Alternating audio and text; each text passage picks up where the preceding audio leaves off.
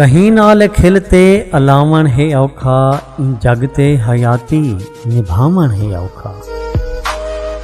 ते हर पासों नजरां दे पै तीर चलदे न, इथां दिल जिगर को बचावण है औखा।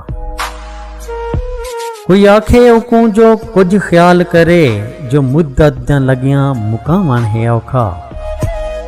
परे खड़ते एक बार मुंह चा दिखावी, मेरे कोलों तैदा जे आवण है औखा। हे हर जा तू तोड़े जिगर जख्मी जख्मी, मगर दिल कहीं को दिखावण है औखा। तेरे नाल रहवण भी कोई सौखा कहनी, दिलों ख्याल तैदा भुलावण है औखा। अदील इश्क ते मुश्क दी बूह एह जई, दुहां को ई जग तू लुकावण है औखा। कहीं नाल खिलते अलावण है औखा, इन जगते हयाती निभावण है औखा।